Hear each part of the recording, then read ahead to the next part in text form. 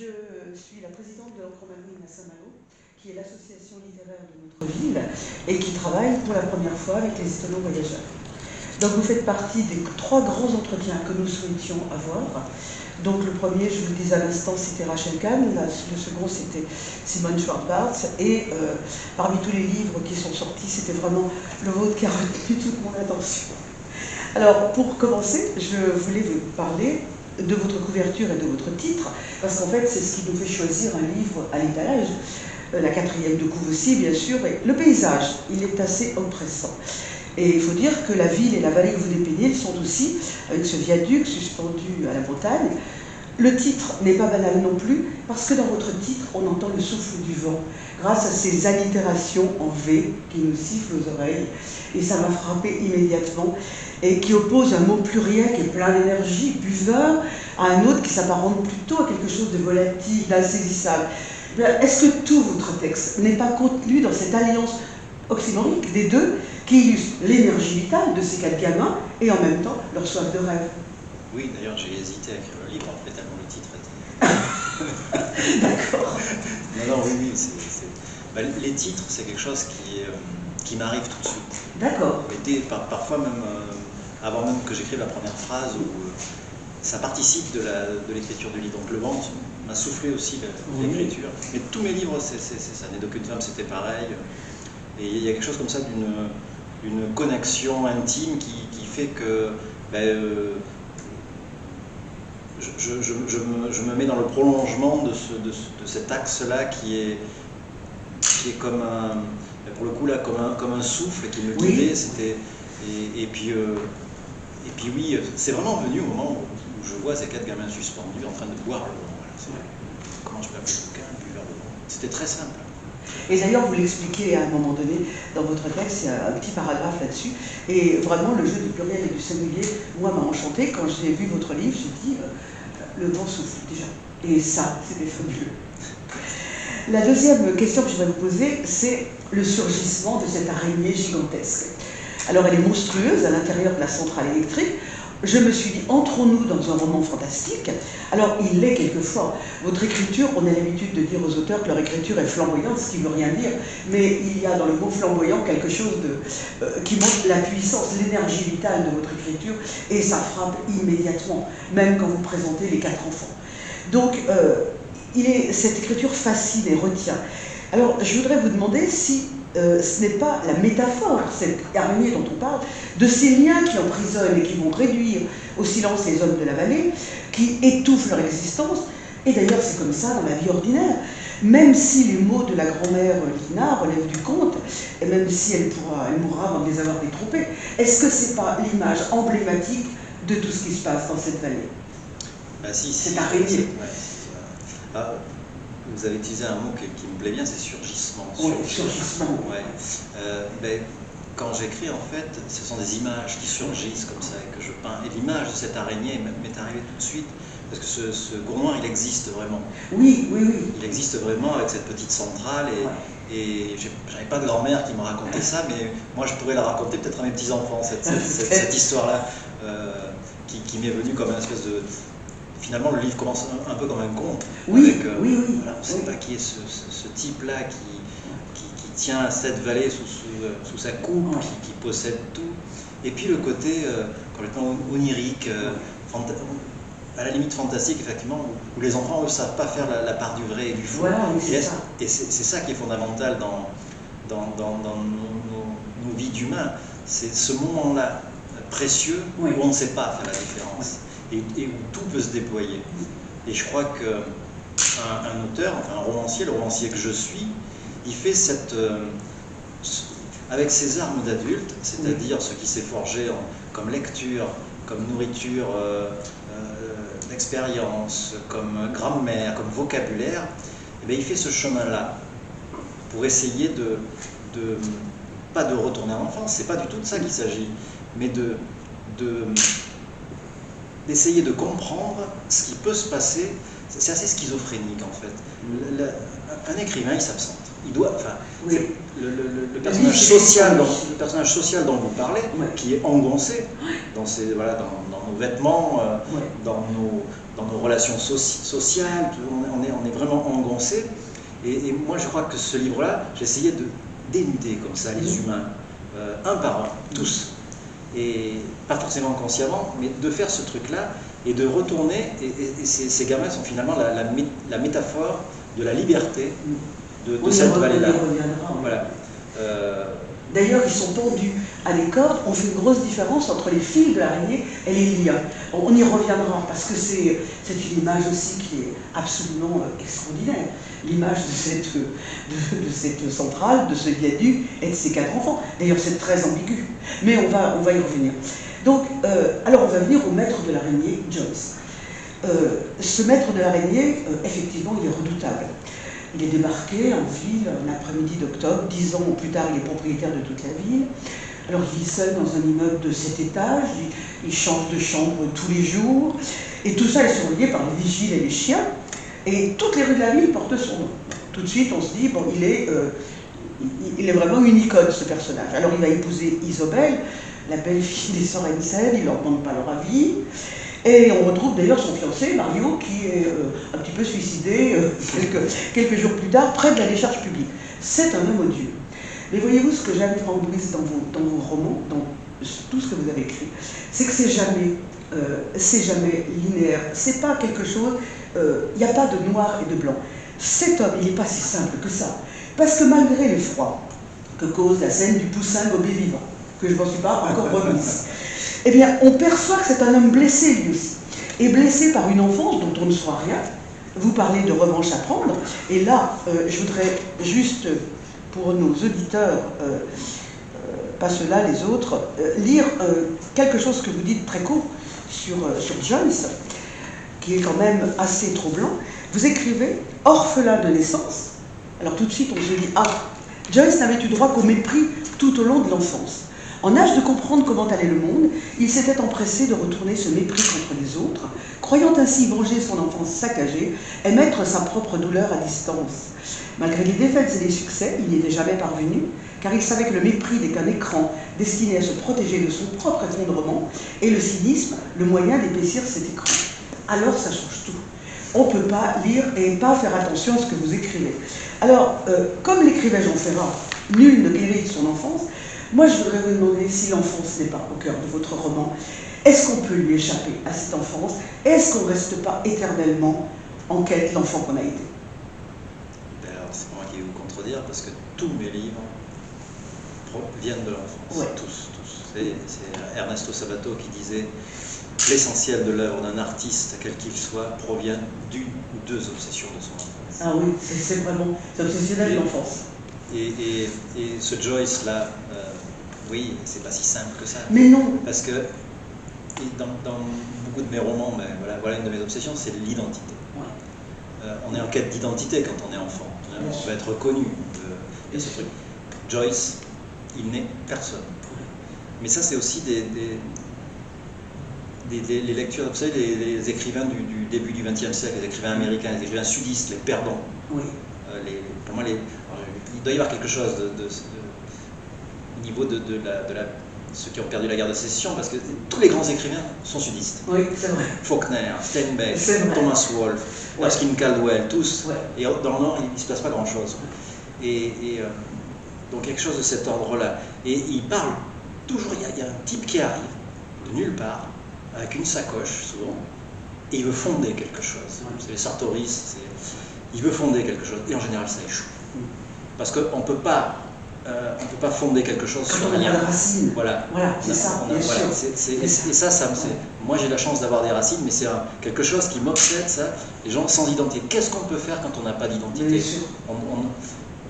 On a beau retourner justement cette haine, ce dégoût, en essayant de posséder, en essayant de...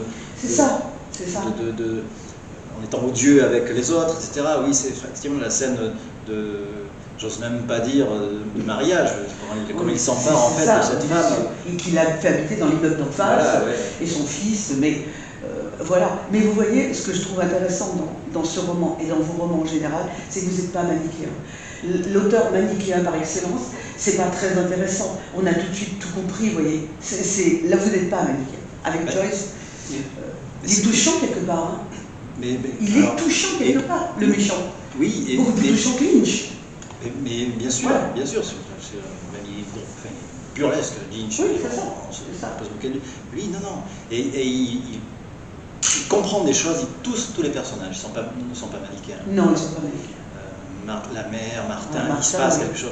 Comme nous, dans la vie, on évolue, on change, on peut être fier de nous à des moments humainement, et puis à d'autres moments, on se dit, quand même, c'est pas terrible ce que j'ai fait là, j'aurais pu faire autre chose. Donc non, il y a ce truc-là, quand il est derrière la porte, là, qu'il veut faire partir sa femme et son fils, et qu'il entend Isobel en train de réciter... c'est Walt Whitman. Walt Whitman. Ah, oui. Alors là, il se passe un truc. Ouais. Il se passe un truc et il est plus tout à fait le même. Et le cynisme, il le met à distance. Donc oui, s'il n'y a pas de manichéisme, l'humain est bien plus compliqué que cette linéarité parfois. Voilà, j'aime pas tellement Volkoche qui reste Volkoche toute sa vie. Enfin, non, on n'est pas comme ça, quoi. Non, c'est pas comme ça. Donc, et vous voyez, ça m'a fait vraiment penser à la scène du Titanic où le méchant, celui qui s'oppose à l'amant de Rose, bon, d'accord, mais quand même, quand le bateau sombre, c'est lui qui lui pose un manteau sur les épaules. Et là, je dis, il n'y a pas d'un côté le noir, d'un côté le blanc, d'un côté le mal, d'un côté le bien. Et c'est une des choses qui m'a vraiment passionnée dans votre livre, que j'ai vraiment très très bien lu. Et relu, franchement. Mais vous savez, l'enfance, c'est quelque chose c'est quelque chose qu'on ne règle pas. Il ne faut pas essayer de régler l'enfance. Mais il y a plusieurs façons de s'en sortir de son enfance, qui peut être plus ou moins heureuse. On peut, c'est toutes ces émotions en fait qu'on vit et dont on ne sait pas quoi faire. Il se passe tellement de choses jusqu'à l'adolescence et on ferme souvent ce sac. L'adulte le ferme bien. Et je crois que l'artiste, quel qu'il soit, le peintre, le musicien, il ouvre ce sac de temps en temps. Et parfois on l'ouvre, enfin, la ficelle casse. Moi, la ficelle casse quand je suis en train de pêcher à la mouche avec mon fils et que je retourne face à ce viaduc. Je ne m'étais même pas rendu compte en fait que je remontais cette rivière-là. Oui. Et j'y pêchais 40 ans plus tôt avec mon père.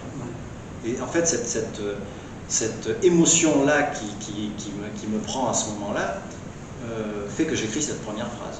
4 XZT, qui n'est pas au début du livre, mais c'est celle-ci, la première phrase. Et donc ça vient de l'enfance. Pour Né d'aucune femme, c'était des odeurs qui m'étaient revenues alors que je retourne dans ces bois avec ce monastère à côté. C'est les mêmes odeurs qui me viennent comme ça. Mais toujours, ça provient de cette espèce de magma. C'est comme un volcan en fait, mais qui s'est éteint en France, je crois. Il y a un magma comme ça qui ne demande qu'à se réveiller. Et on en fait quoi? Beaucoup d'adultes le laissent bien fermé et quand la ficelle casse, ils refont un nœud tout de suite.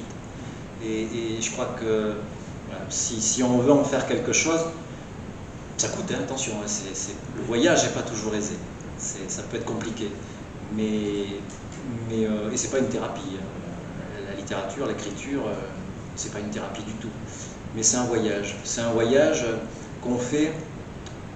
Enfin, c'est un merveilleux voyage, puisqu'on ne le fait pas en tant que Franck Buys, je ne le fais pas en tant que Franck Buys, je le fais en tant que celui qui laisse la place à celui qui me raconte l'histoire. Voilà. Il faut accepter ça, d'être possédé, puis de laisser aller. Et puis des fois, on se relit le lendemain, on dit, mais d'où ça sort ça? C'est difficile d'être en face de l'enfant qu'on a été. Je crois que c'est même pas possible. Ouais. Je crois qu'on n'aurait rien à lui dire et que lui n'aurait rien à nous dire. Alors, on va faire connaissance avec la famille Volny. Alors, il y a le grand-père, pardon, Élie, les parents, Martha qui est une sorte de fille de l'araignée, elle aussi, vous écrivez ça, avec ses mains immenses et terrifiantes. Il y a Martin, qui est, je vous cite, venu au monde la tête basse, traumatisé de guerre, déserteur du débarquement, et puis il y a les 4 enfants. Alors, Marc, qui est grand lecteur, Marc, j'ai un petit passage aussi à lire sur Marc, avec sa capacité à lire et à transfigurer. Les camions se succédaient jour après jour en longue procession, rappelant à Marc les images d'interminables caravanes traversant le désert, découvertes dans des ouvrages illustrés. C'est en prenant connaissance des destinations notées sur les bordereaux qu'il envisagea des ailleurs aux noms tout aussi mystérieux que ceux qu'il lisait dans les livres. Il avait un don pour dégoter du merveilleux dans ces amas de ferraille rugissantes, capable de déconsidérer la simple matérialité des véhicules, d'oublier les chauffeurs, afin de concevoir l'animal fantastique qui s'apprêtait à traverser de sauvages contrées. Il imaginait des montagnes de sable, et encore au-delà, des terres peuplées d'hommes et de femmes aux coutumes étranges, parlant des langues inconnues, sous la coupe de quelques rois mutiques aux allures de divinités, recevant la cargaison en échange de monceaux d'or. Il y a un rythme, il y a un souffle, il y a du pluriel. Quelle maîtrise du pluriel chez vous! C'est vraiment extraordinaire parce que ça a l'air de rien, mais tout le pluriel donne, Baudelaire disait ça, qui donnait une dimension. Voilà, il fait naître les voiles et les mâts, c'est pas la voile et le mât dans son texte. Et il y a donc Marc, il y a Matthieu, l'enfant de la nature. Alors j'avais une petite chose à lire aussi. Matthieu, l'enfant de la nature, qui s'intègre à cette nature. Matthieu retira ses bottes et ses chaussettes, son pantalon et son caleçon. Se tint droit, les bras le long du corps, les pieds posés sur un lit de feuilles. Désir farouche de s'enraciner, de devenir un arbre. Il sentit grouiller des vies nouvelles sous ses pieds, en pénétrer la plante, escalader ses chevilles. Sentir la sève monter dans ses jambes, comme quand on serre dans un étau une branche coupée au printemps. Il appartenait enfin à ce monde, devenu un simple filtre des puissances souterraines. C'est tout à fait magnifique. Il y a Luc, l'enfant dont sa mère dit qu'il est incomplet. Et il y a aussi, alors l'innocent, l'idiot en quelque sorte. Et justement, c'est le seul à échapper à l'onomastique. Là, il faut que vous me renseigniez, ça m'a beaucoup troublé. On ne peut pas ignorer que tous ces noms commencent par Ma. Martha, Martin, Mabel, Mathieu, Marc, comme s'ils n'avaient pas encore trouvé leur identité, comme si tout était encore fondu dans une vie indistincte qui est quand même faite de silence et de misère. Et puis, l'onomastique, il y a quand même Élie, nom du prophète, il y a Lynch, ça c'est bien éloquent, il y a Gobo, je ne sais pas si ça amène la réminiscence du Godot de Becquet, j'en sais rien, il y a l'homme qui s'opposera à Joyce. Je voudrais vous demander si l'onomastique porte le sens, et si on devient ce qu'on est, comme disait un auteur célèbre, est-ce que leur nom n'inscrit pas en eux leur destin? Quel lien vous avez avec cette onomastique? Il n'y a rien de conscient. Rien de conscient. Non, je vous mais vous voyez. Oui, mais vous me le mettez sous le... Quand même, là, c'est vrai. Pas... Oui, c'est vrai. Alors, ça commence par M. Évidemment, il y a une résonance biblique. Ben oui, bien sûr. Ce livre, même d'ailleurs, commence comme ça. Ce ben premier homme, cette première femme. Alors, le premier homme, la première femme. Mais je ne... Vous savez, je crois que j'écris beaucoup mes livres quand j'écris pas. Mais le livre... Somoza disait ça, le livre s'écrit, je ne sais pas ce que me veut Clara, ce qui m'avait quand même renversé sur la plage, je m'avais dit ça. Le livre vous écrit indépendamment de vous? Oui, mais vraiment, il se passe quelque chose. Et les prénoms, alors je peux pas mettre, c'est très important. Il m'arrive en fait des prénoms qui sont universels, c'est-à-dire qui ne sont pas traduisibles, oui. La plupart du temps. Oui. À l'exception de Mathieu, qui pourrait être Mathieu, mais sinon les autres, Marc, Mabel forcément, Jean, Martin, Martha, etc. Élie, ouais, prophète, je me rends compte après. Il pouvait s'appeler que comme ça. Oui, il pouvait s'appeler que comme ça. Mais après, on va dire, mais Joyce, pourquoi Lynch? Je n'en sais rien. Je n'en sais rien. Ça arrive comme ça. C'est comme si je créais ma propre mythologie. Il y a quelque chose de mythologique dans ce bouquin.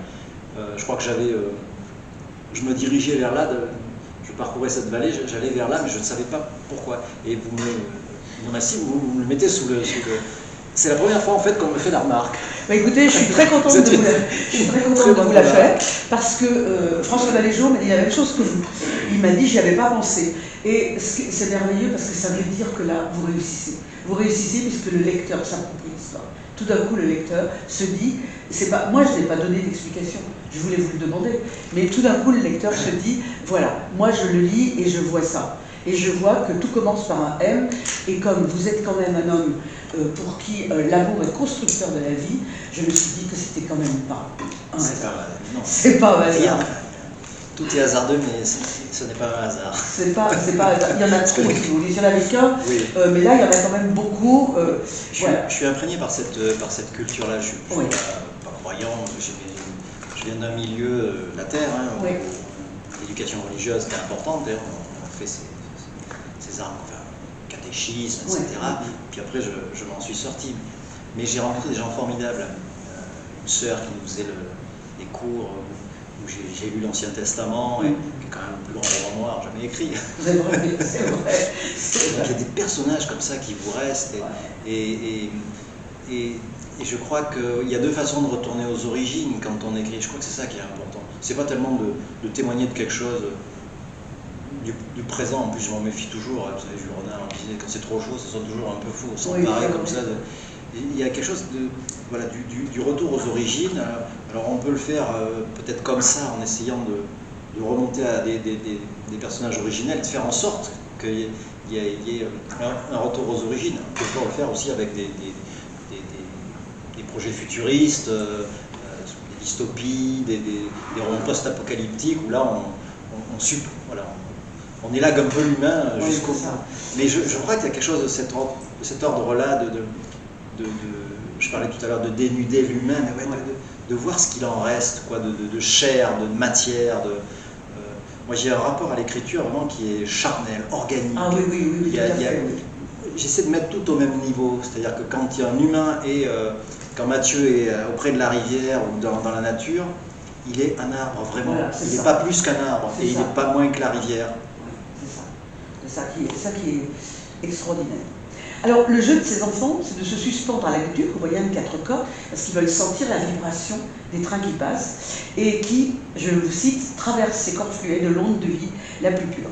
Alors, ces enfants, ils sont complètement décalés, mais ils sont à la fois fragiles et forts, parce que ces cordes qui pendent du viaduc, elles indiquent que la quête n'a pas encore abouti, il y a encore des liens qui emprisonnent. Et leur position, elle est quand même intermédiaire entre la pendaison et le jeu.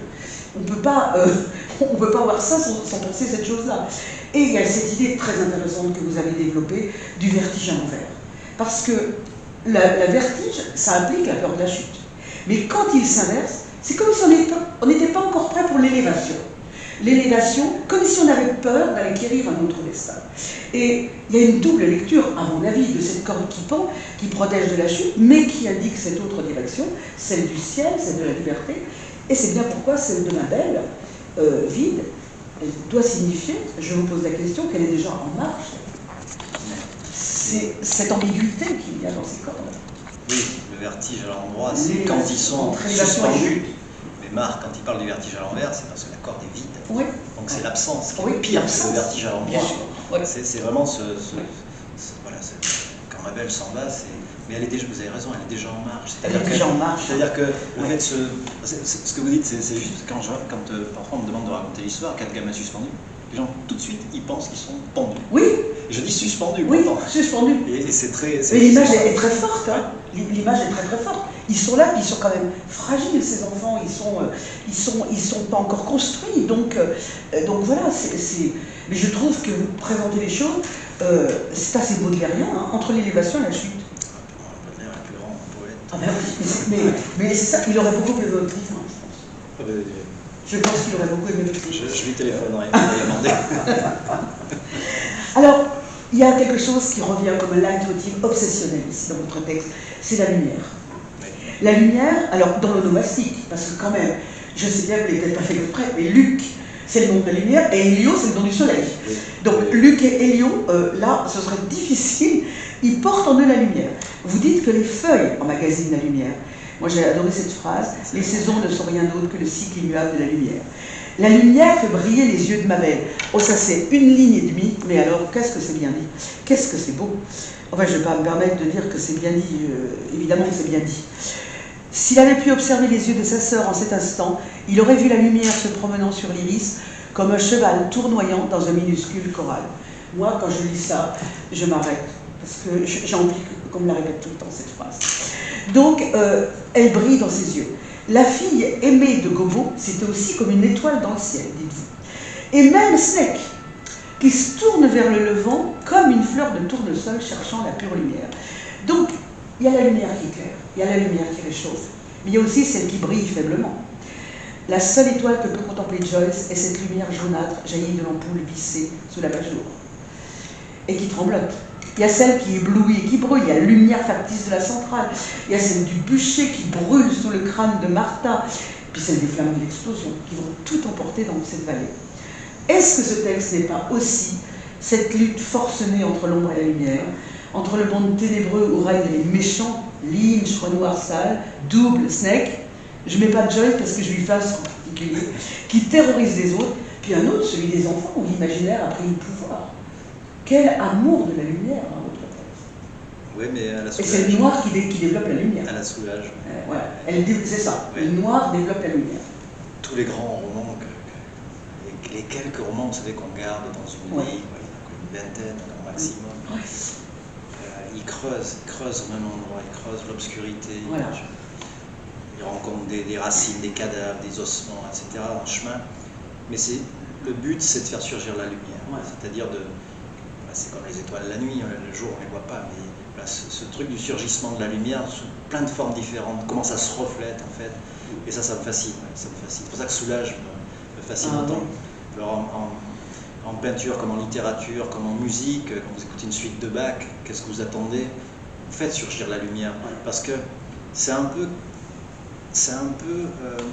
notre histoire personnelle, nos sentiments, nos émotions, la force comme ça de certains romanciers, de certains peintres, etc., c'est de nous laisser poser nos émotions sur cette noirceur parfois, et de nous laisser l'éclairer nous-mêmes, cette noirceur. Et je cite souvent, j'adore Bachung, Alain Bachung, et je trouve qu'il a fait un chef-d'œuvre qui s'appelle La nuit, je mens. La nuit, je mens. La nuit. J'étais allé à ce titre.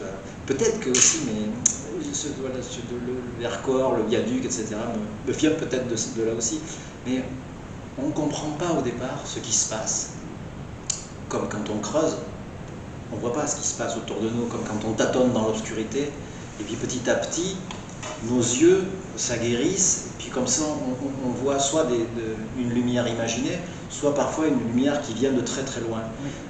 Et je crois que moi, le romancier que je suis, essaie d'agripper cette lumière, soit qui provient de l'intérieur, mais soit aussi qui provient de l'extérieur, c'est-à-dire de la capter, et d'essayer d'en faire quelque chose de cette lumière-là. Et on dit toujours que je suis auteur de romans noirs, mais c'est pas vraiment ça. La noirceur parfois que j'engage très très loin, je l'avoue, elle est uniquement là pour révéler la lumière. C'est ça, le noir révèle la lumière. Et là, c'est à tout instant, parce que si vous voulez, quand les choses sont dites comme ça, que c'est récurrent, on le voit très bien. Alors, la rébellion, elle ne peut venir que des enfants, nés dans ce bourg noir, enfants d'une vallée perdue. Alors, Marc a appris dans les livres le pouvoir de l'imaginaire, qui transfigure le réel, et lui rend immanente la beauté du monde. Et ça peut être aussi un langage nouveau, parce que il ne s'agit pas d'appréhender autre chose, mais de l'appréhender autrement. Et donc, ça pénètre un autre langage. Matthieu, on l'a vu, il est en osmose avec cette nature, qu'il va protéger des prédateurs. Hein, voilà, on n'électrifie pas les poissons, quoi. Moi qui suis une grande militante des animaux, j'ai été ravie de dire ça. Mabel, c'est l'égérie de cette famille, c'est la seule qui prend en main son destin dans un monde où les femmes sont toutes victimes. Et vous dites qu'elle incarne plus que la beauté, la grâce. Et ça, c'est magnifique, parce que la grâce, c'est un don de Dieu. Et puis il y a Luc, qui est attentif aux signes invisibles pour le commun des vivants. Alors Luc, il communique mal, il est empêtré dans les mots, mais il incarne quand même la poésie du monde, comme tous ces êtres en marge. Il est plus que les autres proches de l'essentiel. Et il entraîne ses frères tout le temps. Je vais montrer quelque chose. Il est un élément déclencheur dans ce roman. Il déclenche les drames, le drame. Il dit qu'il a vu sa sœur avec un homme, mais aussi de rédemption. Et on peut dire qu'en veillant sur lui, ses frères et sœurs veillent sur la lumière. Et je voudrais vous demander si l'univers des enfants n'est pas plus en accord avec le monde qui les entoure que tout autre univers. Est-ce que ce n'est pas l'univers des enfants qui est proche de l'essentiel, proche de cette lumière, justement? Bien sûr, parce qu'ils le ressentent, et Luc plus que les autres. Luc plus que les autres. Encore plus que les autres. Oui, parce que ils sont à un moment de leur vie où ils sont encore capables de ne pas accepter leur destin. Le destin qu'on leur promet, qu'on promet à tous ces gens-là. Dès le premier chapitre, il y a ce truc-là du destin accepté. Le temps, là, moi, je viens de Corrèze, c'est une Corrèze assez profonde, et le temps s'écoule pas il s'écoule pas linéairement, il s'écoule verticalement. C'est un truc bizarre, c'est-à-dire les générations précédentes étouffent celles qui arrivent, les emprisonnent dans une forme de destin. C'est ça. Voilà. Et la seule prête à penser, la pensée unique. Ouais, et puis la seule valeur d'ajustement, c'est le travail. Il n'y a pas de notion de beauté, de laideur. Voilà, il y a un rapport à l'utilité des choses. Mon grand-père s'extasiait devant un papillon, par exemple. Mais voilà, une abeille, oui, parce que ça transporte le pollen, etc. Donc il y a ce truc-là. Et ces personnages-là, c'est comme si dans cet empilement, ils se décalent comme ça. Et ils respirent. Quand ils se suspendent, ils voient un horizon différent. Voilà. Et il y en a une qui voit plus loin que les autres et qui voit mieux que les autres, que ses frères. Peut-être parce que c'est une femme et qu'il y a ce rapport à la liberté. Et elle voit tout de suite que ben, cet horizon-là, il va falloir qu'elle se le fabrique aussi. Et donc forcément, oui, dans tous mes romans, en fait, je m'aperçois après coup qu'il y a des personnages qui contrarient le destin. Et ce qui est très intéressant pour Mabel, elle est chassée par sa mère, mais c'est l'inverse de la Bible. Elle n'est pas, vous savez, dans la Bible, on chasse l'homme à Noël du paradis, et là, elle est chassée de l'enfer pour aller au paradis. Je trouvais cette inversion incroyable, vraiment. Oui, et puis elle ne le sait pas, mais il y a un Jiminy Cricket sur son épaule. Ouais, c'est ça. Beau, c'est ça. Ouais. Ben ça, je vais vous poser une question spéciale sur Google.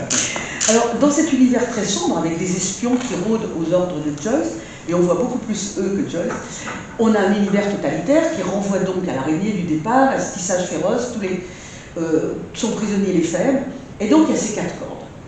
Et ces cordes, elles vont permettre l'élan, la liberté, d'ailleurs ils se balancent. Ce ne sont pas des liens. Ça permet la dissidence. Ce sont des jeux interdits en résistance à ce monde sinistre. Et on a une vision onirique, fantastique quand même du monde. Vous écrivez à un moment donné qu'une guirlande électrique dans le village devient une scolopendre, je ne sais plus si c'est un ou une, scolopendre multicolore pataugeant dans le vide. On a un monde comme une métaphore sensorielle, une perpétuelle métamorphose, contrairement à ceux qui vont le figer ou le violenter. Et moi, ce que j'aime, c'est que vous saisissez cette mouvance au cœur de l'inanimé. Et ça donne au réel une profondeur inattendue. Ça réveille le rêve au beau milieu du prosaïque. Et là peut naître l'espoir. Il y a un exemple, quand Mabel fuit l'amiral, elle est poursuivie par Double. Il y a une correspondance entre sa fuite et le ciel. Ah, c'est 4 lignes. C'est 4 lignes, mais alors, il y a une vraie correspondance là, qui s'établit. Que je vous lis juste. Dehors, la nuit était barbouillée d'étoiles, et la lune, réduite à un quartier, ressemblait à une grosse tache que quelques démiurges auraient tenté d'effacer avant d'être interrompus. Mabel courait éperdue pendant les rues, sans se retourner, brouillant les pistes. Barbouillée, brouillée. Elle savait que le temps qu'elle venait de gagner, il faudrait qu'elle le paye. Voilà. Donc, il y a cette correspondance. Dans ce texte qui est parcouru tout au long par un amour de la littérature faux, je voudrais vous demander si c'est Jean Giono qui vous a rendu si sensible à ce chant du monde, qui naît sous votre plume. Quel amour de la littérature chez vous, Franck Brice. Vous savez que j'ai lu très tard Jean Giono. Ah, écoutez, mais on se croirait dans le chant du monde. Ouais, je l'ai lu il n'y a pas très longtemps. Hein. Je ne connaissais pas vraiment Jean Giono. Et j'aurais adoré le rencontrer, je crois. Ah, oui. On aurait eu des choses à se dire. Ah, oui. Et c'était très beau, c'est l'an dernier. Je suis invité au Festival des écrivains du Sud. Oui. Et une dame vient me voir à la suite d'une rencontre et elle me dit « Mon père, vous aurez adoré ». Je connaissais pas cette dame. Je dis « Vous êtes qui ?» « Sylvie Giono ». Alors j'ai eu vous imaginez bien. Pour moi, un roi sans divertissement, par exemple. Ah, c'est absolument merveilleux. C'est une merveille. Oui. Mais en revanche, oui, il y a des correspondances, mais oui. Il y a un amour de la littérature. Oui, voilà. Ce truc-là, moi, je ne viens pas du monde des lettres du tout. Je fais des études agricoles, Oui. Un peu de biologie. Donc, il n'y avait pas beaucoup de livres à la maison. Je suis un autodidacte. Moi, c'est une grippe qui m'a amené à lire. C'est parce que ma grand-mère m'avait acheté des bouquins à ce moment-là. Sinon, On renversait la grippe. Ouais, et puis ma grand-mère paternelle, quand elle me pose, je sais plus, c'était des éditions, il n'y avait pas la couverture, je sais pas si elle avait peut-être récupéré chez le coiffeur, ou je sais pas. Enfin bon, bref, c'est pas important, mais il y avait les Amants du Capitaine Grant. Ouais. Il y avait l'Odyssée, il y avait Moby Dick, il y avait L'île au trésor. Ah, bah oui, ça, L'île au trésor. L'île au trésor, elle est. Voilà, L'île au trésor, je l'ai lu et relu. Et puis, mais moi, je me disais, mais je veux faire ça, quoi. Je ne savais pas que j'écrirais, mais je veux que la littérature soit l'affaire de ma vie. Je faisais des voyages incroyables, et donc je me suis mis comme ça à lire, mais tout ce qui me passait sous les yeux. Et autant Tintin à Bob Moran que je crois que j'ai à peu près lu tout Jules Verne à l'époque. Dumas, Comte de Monte Cristo, que je trouve un roman extraordinaire. Voilà, Hugo, Dickens, etc. Je me suis mis à lire Mallarmé. me suis mis à lire Baudelaire, Rimbaud, Edgar Allan Poe, et petit à petit, comme ça, vous savez, on devient de plus en plus exigeant, on fait ses pas de côté, on n'a pas envie de relire la même chose, vous savez, les gens qui ont des lectures doudou, ils ont envie de lire toujours le même livre, et puis on trouve sa famille en fait. Ah oui. Il y a une famille et puis il reste voilà, quelques livres comme ça que vous pouvez relire indéfiniment. Et moi, j'ai tiré le bon fil, parce que le bon fil, il venait d'Homère, il passait par Shakespeare, un petit peu Joyce, mais il arrivait à Faulkner. Voilà. Et d'autres, hein, évidemment, mais et Faulkner et Cormac McCarthy aujourd'hui. Voilà. Ce fil-là. Cormac McCarthy, très, très grand écrivain. Il y a de Cormac McCarthy dans vos univers. Quand on lit La Route, quand on lit Grand Passage. C'est merveilleux. Les plus belles pages sur l'adolescence, je crois que c'est dans De Cire et Chevaux, ouais. Cette trilogie des confins. Là. Oui, voilà, il y a une espèce de... Alors le truc, c'est que la lecture, c'est quoi quand on est romancier? Je ne savais pas que j'allais devenir romancier 30 ans après, hein. Même si j'écrivais, mais je ne faisais pas lire. J'écrivais des nouvelles, je faisais mes gammes, j'avais l'impression de... Et je ramassais des pierres, en fait. Bien sûr. Je ramassais des pierres et je pense que quand j'en ai eu suffisamment, j'ai essayé de construire ma petite maison avec ça, avec mon propre ciment.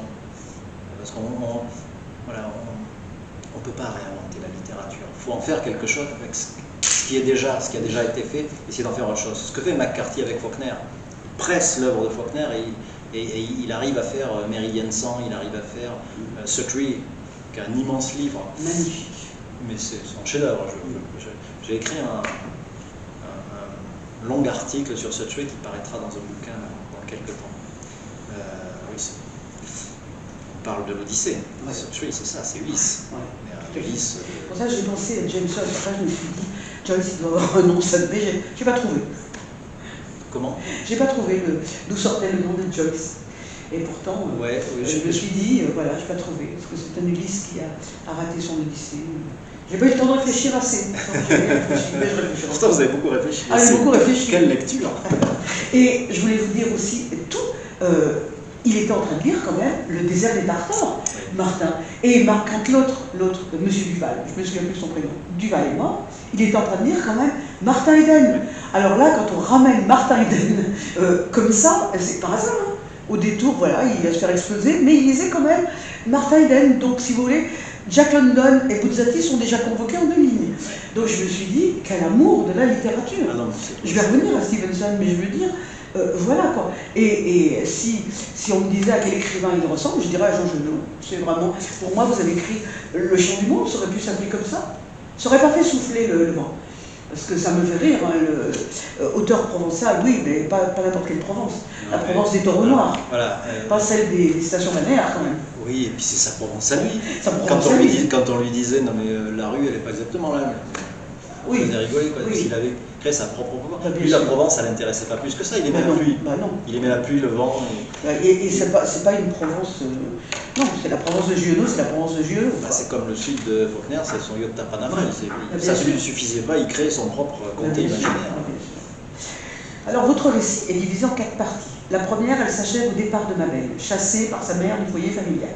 La seconde, elle finit avec l'affaire du fusil. Mathieu tue Salle et Renoir, au bord de la rivière. La troisième, ça termine avec la mort de Double, qui est tué par Gobot. Et la dernière, elle s'achève sur la grève générale et l'explosion qui détruit la centrale et noie toute la vallée. Votre texte, il est construit comme un opéra. J'ai longtemps cherché comment il était construit. Il est construit comme un opéra et ça va s'enfler de page en page jusqu'à l'océan, jusqu'à l'apocalypse finale qui va sanctionner la fin d'un monde et survivre les 4 enfants pendus à leur viaduc et aussi Joyce peut-être, parce que vous dites rien sur la fin. Mais ce cataclysme, il emporte dans sa chute quand même de Joyce tout ce qu'il a créé et il le sait. Et c'est ça que j'aime beaucoup chez ce personnage. Il le sait que c'est le sens de l'histoire. Et il sait que ça va se passer comme ça. Et voyez-vous, ce serait dommage de lire ce texte et de dire, oui, d'un côté, il y a Joyce, c'est méchant. Il dit, bien des années auparavant, une fois installé, Joyce avait donné du travail à certains, puis au fil du temps, directement ou indirectement, à tous. Lui, qu'on considérait comme une sorte de messie, était devenu un exploiteur et un tyran. Le sens de l'histoire. Son temps était-il aujourd'hui compté? Ce mouvement de rébellion sonnait-il sa propre fin? Il avait lu des livres sur l'édification des empires, sur leur effondrement. Il savait que les faibles finissent toujours par l'emporter, non par addition de leur force, mais par soustraction de celle des puissants. que l'on ne peut durablement rien contre une contagion de masse dépourvue de raison et de peur. Savait que ce que l'on bâtit, et cela dès la première pierre posée, préfigure déjà la ruine. Que les bâtisseurs et les pierres finissent par disparaître, que seules les idées traversent parfois les âges et survivent au désastre en contrariant les équilibres, les pires et les meilleurs. Joyce avait construit tant de murs qu'il en avait oublié la force des idées, d'en nourrir d'anciennes, d'en faire naître de nouvelles. Au fond, je crois que je l'aime bien, votre personnage. Donc, c'est quand on voit naître sur les ruines du monde, c'est alors qu'on voit naître, à ce moment-là, à la fin, qu'on voit naître sur les ruines du monde la possibilité d'une île. Cette fameuse île sur laquelle grand-père Silver, c'est plus grand-père Élie, attendrait Luc pour lui indiquer l'emplacement du trésor. Est-ce que le pouvoir de l'imaginaire n'est pas extraordinaire? Il peut faire surgir du noir la lumière, ça on l'a dit, du déluge, la paix retrouvée. Votre dénouement, il sonne presque joyeusement. Oui, c'est un effacement pour quelque chose de meilleur. Voilà, parce que c'est dommage qu'il y ait Élie qui reste dans la maison. Mais si vous voulez, voilà, moi je trouve ça extraordinaire. Voilà, c'est l'imaginaire qui arrive, avec Luc qui n'en a rien à faire de ce qui se passe, mais qui dit, ah ben c'est bien, on va pouvoir trouver l'île. Plus c'est la catastrophe, et plus il se rapproche de ses rêves. C'est quand même hallucinant. C'est pour ça que je trouve la fin joyeuse. Mais je dois être la seule à Saint-Malo. Je sais pas, c'est pas sûr. J'espère. C'est pas sûr. Mais oui, c'est exactement. Quelque chose qui sonne. C'est... Vous n'avez pas écrit. C'est pour ça que vous n'êtes pas auteur de romans noirs, parce que quand même la lumière, elle persiste. Ben, vous avez vu d'où je viens en oui. littérature. Moi, la littérature pour moi c'est poreux. Il n'y a pas de... Bien sûr. Comme il y a une porosité d'un livre à l'autre. Ça me trouble, enfin, ça me trouble, non, mais ça m'interroge au bout d'un moment. Je ne crois pas au chef-d'œuvre, moi, c'est marrant. Même à 100 ans de solitude. Oui, non, mais je veux dire, non, je ne crois pas au chef-d'œuvre. Attention, parce que je ne crois pas au chef-d'œuvre unique. Oui, c'est-à-dire que 100 ans de solitude vient de quelque part. Voilà, évidemment, c'est un chef-d'œuvre. Mais il y a une œuvre. Oui. Le chef-d'œuvre, il ne peut que se faire dans le cadre d'une œuvre, à mon avis. Tout à fait. Comme un arbre qui pousse. Moi, je compare souvent ça à un arbre, ouais, où le tronc, les racines sont dans voilà, c'est ancré, et puis après il y a des branches qui poussent un peu partout. Chaque livre est une branche, et on ne sait jamais comment elle va pousser. Mais voilà, je crois à ce truc, à cette espèce d'arbre qui pousse, et dedans, effectivement, il y a des branches mieux que les autres. Il y en a parfois une qui se dégage, qui est chef-d'œuvre. Hamlet, voilà, incontestablement, c'est le chef-d'œuvre de Shakespeare. Absalom, c'est le chef-d'œuvre de Faulkner, Suttree, de McCarthy, des raisins de la colère, Steinbeck. Enfin voilà, il y a des... Mais ça ne se fait voilà, dans un cadre comme ça. Hemingway, je ne suis pas un grand fan d'Hemingway, mais il a fabriqué des livres une grande partie de sa vie, et puis il fait Le vieil homme et la mer. Ouais. Il fait Le vieil homme et la mer. Le vieil homme et la mer, c'est un chef-d'œuvre. Ah oui. Voilà. Donc je crois à ça, à cette espèce de truc qui pousse un peu bizarrement, et ça s'équilibre petit à petit, juste pour laisser la place à... Enfin, ça vient du même endroit, et il ne peut pas y avoir le chef-d'œuvre, si on parle de 100 ans de solitude par exemple, s'il n'y a pas eu d'autres branches. Bien sûr, bien sûr. Je crois que vous avez entièrement raison. Alors, il y a des scènes très dures dans ce texte, hein, l'explosion de Sale et Renoir, pas évident à supporter, mais on s'achemine quand même vers la réconciliation. Oui, pardon, mais il y a aussi du burlesque. Oui. Parce qu'on peut, cette situation-là peut prêter. Moi, je me marrais presque avec les deux jumeaux là qui essaient de mettre la même quantité de bidoche dans les sacs pour que ça s'équilibre. Ah, ça c'est très très drôle. Les croque-morts, vous voulez dire? Oui, les croque-morts. Oui, ça c'est extraordinaire. Et donc, en même temps, dans ce texte, on va vers une réconciliation, une rédemption. Même si elle restera avortée, on n'est pas dans un conte de fées. Parce que cette famille silencieuse où la mère chasse l'enfant, où le père bat ses gosses, où l'on se tait, où on ne s'aime pas, elle fait quand même bloc autour de Mathieu, après le meurtre des agents de Joyce. Même le père qui va dans sa chambre enlever le petit truc qui pourrait dénoncer son fils. Martha et Martha se parlent. Le grand-père et sa fille aussi. Et il y a une scène magnifique où il l'admire en train de faire le café, il dit que c'est d'une poésie extraordinaire. Et aussi cette scène où elle prépare le chou farci et où Martin rentre, il s'essuie les pieds pour la première fois. Et il va aider, il va vider, nettoyer son assiette sous le robinet. Et elle se dit, qu'est-ce qui se passe là? On est en route vers la rédemption. Et les mots sont là pour souder la famille, pour résister ensemble, pour retrouver la liberté. Et j'ai été amenée très simplement au mot des livres pour changer la vie. Ceux dont Martin n'a plus voulu après la guerre, ceux que Marc lit en cachette. Et qu'est-ce qu'il en a des mots de l'écrivain? J'ai bien entendu, la littérature ne guérira de rien. Mais est-ce qu'elle n'est pas au moins réconciliation avec soi, avec le monde? Est-ce que la littérature, au moins, elle n'est pas capable de tracer ses chemins d'amour sur les blessures et sur les faux semblants? Sur les faux semblants, sûrement. Ouais. Après on me demande souvent la question, c'est pourquoi vous écrivez? Ouais. J'en sais rien, j'écris pour être un oiseau, j'écris pour être aussi bien Ellie que Joyce aussi, pour être ce que je suis pas, bien sûr, pour être ce qui me... C'est ce que disait Dostoïevski, je n'ai pas d'imagination, l'imagination c'est l'art de recomposer sa mémoire. C'est tout ce qui me stratifie comme ça, qui ressort, et je ne sais jamais comment ça va être. Et moi j'écris pour disparaître, mais devant ce qui n'existe pas encore. D'accord. Ce qui existera par l'écriture, par le geste d'écriture qui passe systématiquement par la main, par le bras. Je suis pas un adepte du clavier, ça ne marche pas. Quand je vous dis qu'il y a quelque chose de charnel, organique, physique, c'est que, je ne sais pas, il y a un geste physique vraiment qui m'engage dans l'écriture. Et comme ça, je peux être aussi de l'eau dans la rivière, je peux être une roue de charrette dans la boue, je peux être tout ça. Parce qu'il y a cette notion de disparaître et donc de pouvoir mettre tout au même niveau, ce qu'on disait tout à l'heure. Nous, tu sais, ce truc-là, nous sommes aussi la nature. Bon, on en est sorti sérieusement là depuis, mais on était dans la nature.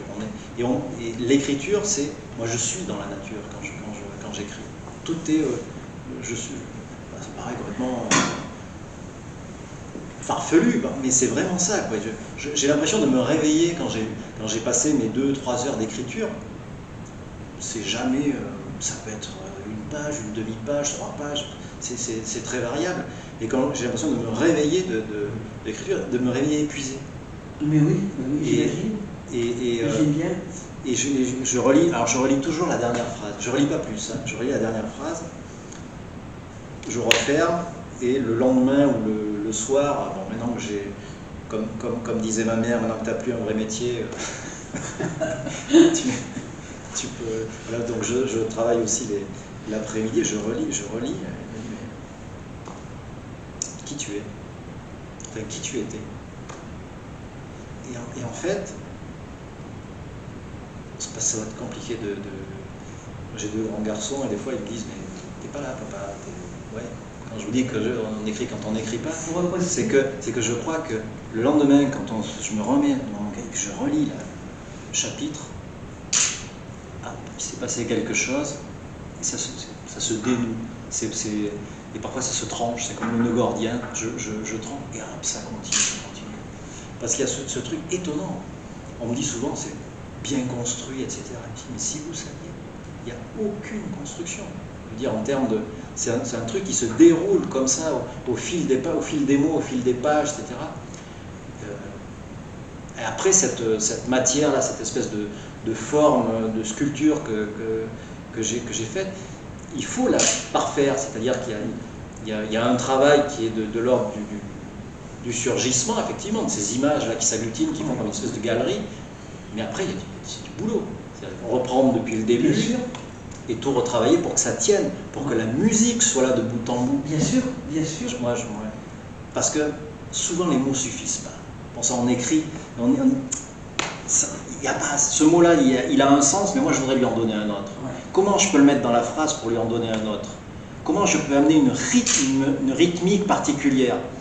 Il y a une image, faire surgir des images qu'on n'a pas vues, les lieux communs, je déteste ça.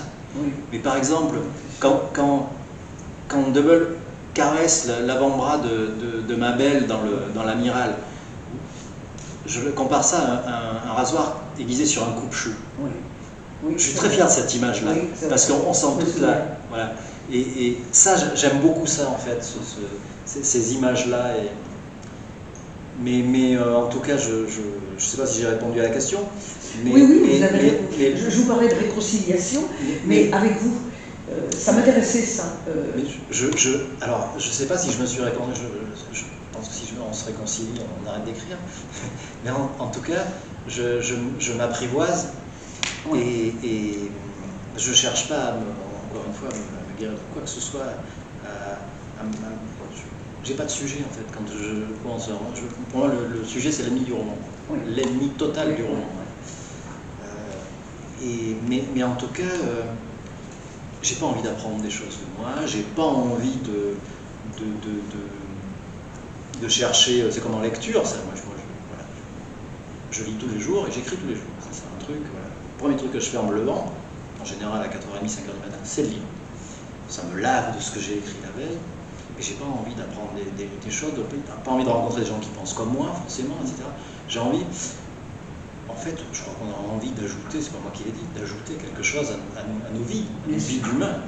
Être un peu plus que tout ça. Et quand ça suffit pas, parce que c'est pas un langage universel, la littérature. C'est ça qui est des fois, c'est pour ça que je vous dis, il n'y a pas assez des fois. On ne sait pas comment essayer de peindre cette scène-là qu'on voit. On n'arrive pas à la peindre aussi bien qu'on voudrait la peindre. Parce qu'il manque des couleurs, il n'y a pas de... Si je mets une toile de Van Gogh ici, si je la montre à des Chinois, des Japonais, des Vénézuéliens, etc., on peut ressentir la même émotion. Voilà. Quand on écoute de la musique, on peut ressentir la même émotion. En littérature, c'est pas pareil. Il y a des codes, il faut apprendre à lire, à écrire, il y a des langues, etc. Donc c'est particulier d'une langue à l'autre, on ne peut pas avoir le même rythme. Donc en fait, je fais ce que je peux. C'est bien.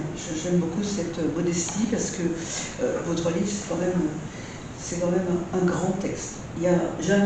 Alain Compagnon en invite toutes les années, tout le temps des auteurs. Je voulais vous inviter parce que c'est un public merveilleux. Mais tous ces auteurs, quelquefois j'invite un auteur, quelquefois j'invite un écrivain. Je leur dis pas, hein, avec vous j'invite un écrivain. Alors, je vais vous poser ma dernière question. On va terminer avec le personnage de Gobbo. Alors, Gobbo, l'ange meurtrier, substitut du père, parce qu'il a quand même tué Dabol pour sauver Mabel au nom d'une blessure ancienne. Et ce personnage, il va provoquer quand même la rédemption du père, même si elle n'est pas acceptée par les enfants. Alors, Martin, on l'a vu, il rentre chez lui, il se comporte comme jamais il l'a fait. Il a sans doute entendu la leçon de Gobbo. Et c'est encore Gobbo qui est choisi pour mener la rébellion contre Joyce. Comme vous l'écrivez, se révolter, c'était la seule façon de ne pas être mourant. On constate que les seules sources de lumière dans ce texte, ça émane de gens un peu malmenés par la vie. Élie, la guerre lui a fait perdre sa jambe. Luc, c'est un innocent qui parle aux animaux. Gobbo, c'est l'homme blessé. Son nom en italien, ça signifie quand même le bossu. Est-ce que ces êtres-là, vieux, blessés en souffrance, est-ce qu'ils ne sont pas les guides des autres? Est-ce qu'ils ne sont pas plus proches de l'essentiel? Parce qu'ils seraient plus près d'une vérité qui ne se cache pas sous le masque du silence et de la soumission. Il y a une part magnifique faite aux gens qui sont malmenés par la vie chez eux. C'est aussi ce que j'aime. Si on n'est pas blessé d'une autre, on n'écrit pas, on ne peint pas, on ne sculpte pas, voilà. On ne fait pas de musique, on ne lit pas aussi. On n'a pas besoin de tout ça. Et il y a des blessures qui sont assez salvatrices, on peut en faire quelque chose de... Ouais. On peut dépasser ces blessures-là, on peut faire quelque chose de... On peut faire de belles cicatrices avec tout ça. Ces êtres blessés, quand même, ils sont guides. Quand on voit Gobbo que vous avez assis dans le café de l'Amiral, tout le texte, là, vous écrivez à la fin, ils savaient qui ils allaient aller trouver. Je me suis dit, ça va être Mabel. Et après, je me suis dit, ça ne va pas dans son livre que ce soit Mabel. Et c'était Gobbo. Gobbo qui a eu une présence très petite, mais qui tient tête à Joyce de telle façon que Joyce dit, il était, vous employez le terme, de médusé quand il le voit partir. D'ailleurs, on lui tourne dans le dos, il y a tous les vigiles qui sont armés, ils tournent le dos parce que là, Joyce a perdu. C'est extraordinaire ce personnage, c'est pour ça que j'ai voulu en parler à la fin. C'est l'étranger contre l'étranger. Voilà, c'est ça. En fait, la rédemption, l'effacement ne peut venir que de l'étranger, pas venir de l'intérieur. C'est pas possible, mais c'est le sens de l'histoire aussi. Oui, tout à fait. Tout à fait. Et en fait, lui, il n'a plus rien à perdre. Parce que il n'a plus rien à perdre. Il n'a plus rien à perdre parce qu'il a aimé et qu'il était privé de cet amour. Oui, tout à fait. Et par contre, il a une lucidité. Ça aussi, c'est quelque chose que les artistes ont en commun, c'est la lucidité. Ouais. Ça sauve de rien, ça, la lucidité. Et il y a cette acuité-là, et lui, il voit tout ce qui se passe. J'ai beaucoup aimé écrire avec Debelle, quand il lui récite Marchand de Venise, là, tu comprends rien à ce qui se passe. Et oui, parce que... Ça, c'est mon amour de Shakespeare, encore une fois, qui arrive à ce moment-là. J'aime beaucoup ce personnage de Gobbo. Il est, moi, je voulais terminer par celui-là parce que, bon, il va être emporté dans tout ça. Mais l'image qui demeure, c'est quand même Luc qui dit, ouais, elle va être là-bas, on va pouvoir y aller, avec son perroquet, elle va être là-bas, c'est très bien. Et c'est pareil, cet incendie, tout explose, la vallée va être noyée, et pourtant, il demeure quelque chose. Alors, ce qu'il demeure, est-ce que c'est l'écriture qui demeure? Est-ce que c'est... je ne sais pas, mais en tout cas, vous avez eu ce pouvoir de laisser demeurer ce que vous voulez voir demeurer. Et encore une fois, je trouve ça joyeux. Je trouve ça joyeux. Merci beaucoup. En fait, pour moi, un livre ne s'achève pas, ne doit pas s'achever. Il ne doit pas s'achever. Il se termine. Il se termine. Mais il doit pas le lecteur va sauver qui veut. Ben oui. Sauvera qui veut, imaginera, il y a des choses. Alors il y a des portes qui se ferment, mais il y en a qui sont entrouvertes. Le lecteur, je ne supporte pas les bouquins qui me disent que le colonel Moutarde a été tué à 10h37 sur un tapis rouge avec un chandelier. On m'explique tout, on me mâche tout. Non, et puis, c'est ce truc de tout livre achevé, le masque mortuaire de ses propres intentions. Oui, c'est ça. C'est Walter Benjamin. C'est ça, le livre achevé. Voilà. Mais si c'est achevé, à ce moment-là, c'est fini, quoi. On ne passe pas à un autre. À un moment donné, moi j'ai une limite physique, c'est l'épuisement. Quand j'ai un texte, quand je suis à 6 jusqu'à 9 versions d'un bouquin, voilà, c'est fini. Tu ne pourras pas aller plus loin. Tu as dit, je ne me dis pas c'est le plus merveilleux des livres, etc. Je me dis, mais je l'ai dit comme je voulais le dire. Voilà. Donc je dis toujours, c'est ça. Je termine, c'est ça. Voilà. Et après, le lecteur s'empare des personnages. Moi, je ne suis pas un auteur qui décrit en détail mes personnages, enfin, très rarement, parce qu'on se les fabrique de toute façon. Bien sûr. Il y a des indications, mais moi, ce que je vois, c'est pas ce que vous voyez. C'est-à-dire que, en fait, il y a qui avait théorisé, qui opposait la liberté à la vérité. Pour moi, la réalité n'a rien à faire avec la littérature. Ma liberté, c'est de prendre la réalité, de la passer à la moulinette de ma mémoire, et cette liberté, j'en fais ma vérité. Oui. Ma vérité, elle est dans ce livre-là. Bien sûr. Et dans cette vallée qui n'existe pas vraiment, dans ce personnage évidemment, mais c'est ma vérité. Le lecteur me suit pas, c'est pas mon problème. Moi, quand j'écris, je ne veux jamais penser au lecteur.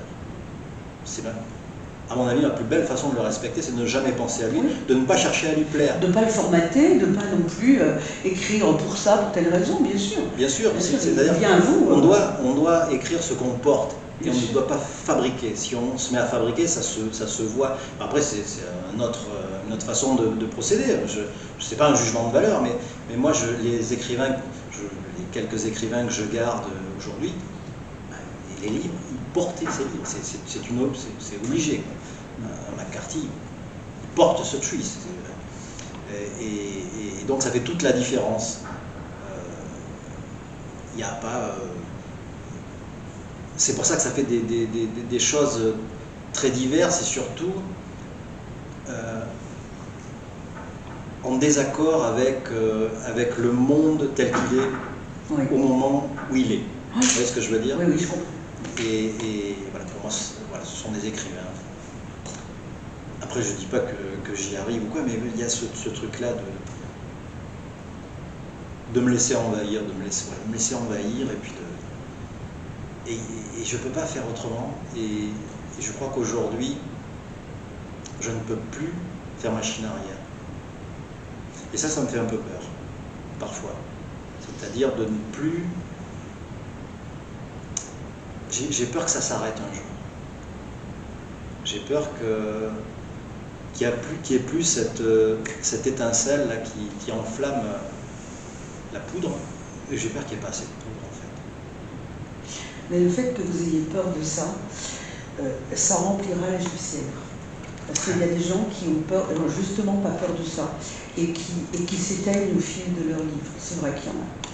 C'est vrai qu'il y en a. On se rend compte quelquefois, voilà, le génie de...